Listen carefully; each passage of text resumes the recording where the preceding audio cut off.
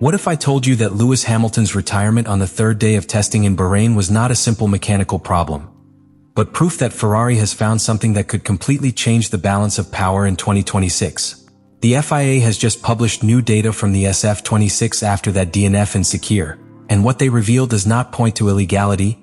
It points to a car that is operating in an area that no one else dares to explore. Unusual top speeds, almost perfect electrical management, a degradation that does not fit with the rest of the grille. And the most shocking thing, within the team itself, Charles Leclerc was completely shocked when he saw the internal comparisons. What is Ferrari really doing? Why has the FIA decided to show this data now? And was Hamilton's abandonment a warning, or a sign that the SF26 is already one step ahead? Today we are going to exclusively analyze what happened on that third day in Bahrain, because the true favorite for 2026 may have been born there. The third day of testing in Bahrain did not begin with drama. There were no suspicions, no rumors, no alarming communications. What there was expectation. Ferrari arrived at that day with a concept that had already attracted attention in previous days, a car that was extremely aggressive in energy and aerodynamic management. But what happened on that last day ended up completely changing the narrative.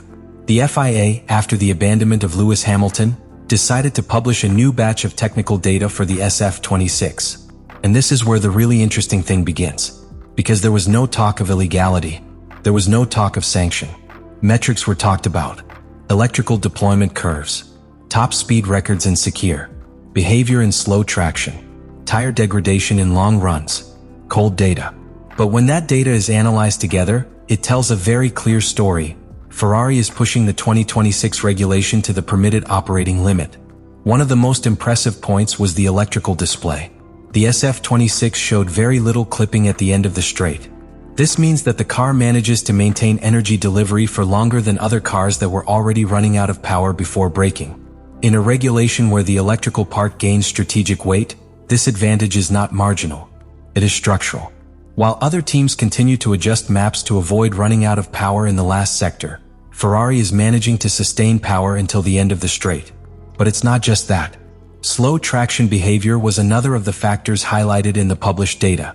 When exiting slow corners, the SF26 displayed extremely efficient power application capability. It's not just about having more power, it's about how it's delivered. And what the metrics reflect is that Ferrari has found a way to combine downforce and electrical deployment without compromising stability in those critical areas.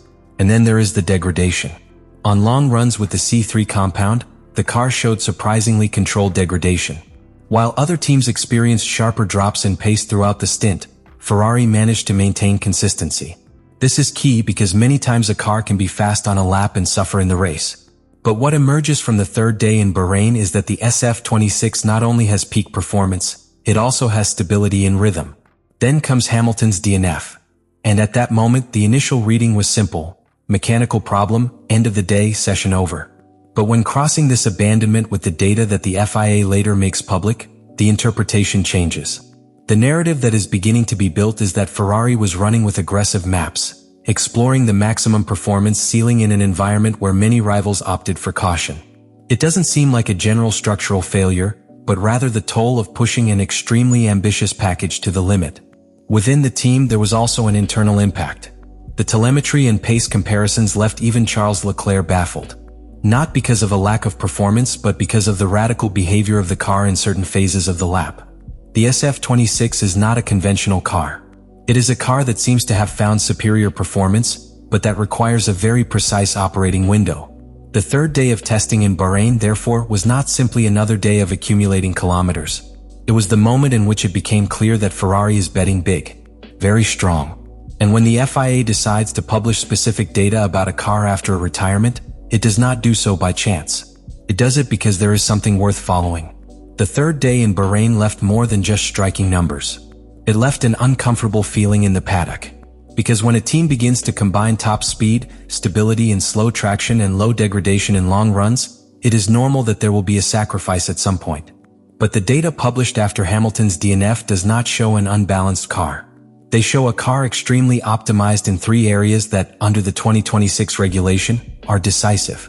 And this is where the situation begins to become strategic. The SF26 is achieving an unusual combination. Very little electrical clipping at the end of the straight, which implies superior efficiency in energy management without compromising low-speed traction. Under normal conditions, extending the electrical deployment usually requires compromising other phases of the return or managing certain sectors more conservatively. But Ferrari, by those metrics, is not showing that pattern. It is maintaining power until the end of the straight, and at the same time, it is coming out of slow corners strongly. That changes the internal balance of the car. Because when a car manages to sustain energy and maintain aerodynamic efficiency, the direct consequence is that the driver has more tactical margin in each lap.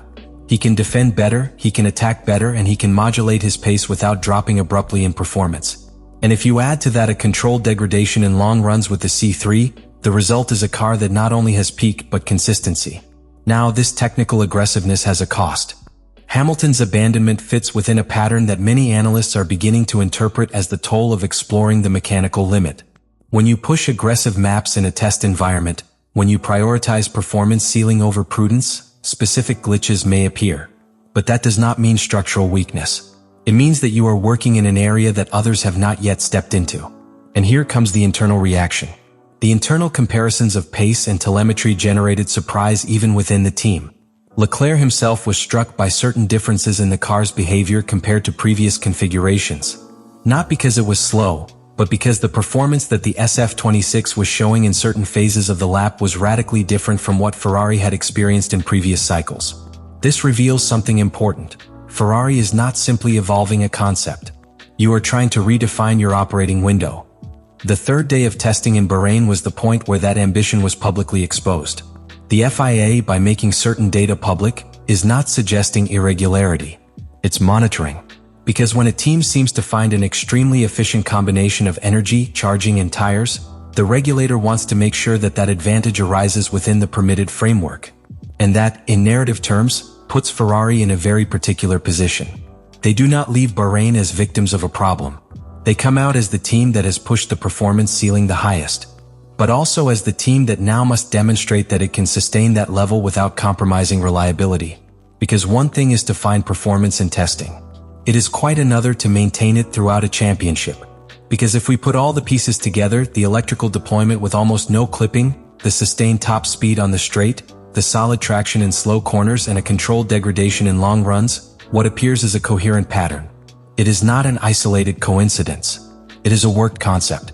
It is a car designed to squeeze every inch of the new technical framework. And that changes the starting point for what is to come. Ferrari didn't come out of Secure trying to justify a bad day. There were no crisis messages. There was no alarm narrative. What's left is the feeling that the SF26 has shown a performance ceiling that forces everyone to watch. The FIA decided to make certain data public because the car is operating in a performance zone that deserves monitoring, not because there is a suspicion of illegality, but because when someone finds such an efficient combination of energy, charging, and tires, the regulatory balance comes under scrutiny. Hamilton's DNF, seen from this perspective, is no longer a symbol of fragility. It becomes the symptom of a car that is being pushed to discover how far it can go. Ferrari seems to have decided that the real risk is not to break in testing, but to fall short in development. And that mentality completely changes the reading of what happened on that third day. The most delicate thing is the operating window. An extremely efficient car usually has a narrower margin. And when even within the team the telemetry comparison surprised Leclerc due to the radical behavior of the SF26, it means that Ferrari is working on a concept that requires absolute precision. It is not a conventional car. It is a car that, if kept within its ideal window, can offer a combination of performance that is very difficult to match. But therein lies the challenge. If they manage to stabilize this technical aggressiveness without sacrificing reliability, Ferrari will not only have taken a step forward, he will have set the standard. Because in the context of the 2026 regulation, energy efficiency is not a secondary detail. It is the core of performance. And what they showed in Bahrain suggests that they have understood that priority before many others. Leave me in the comments what you think about all this.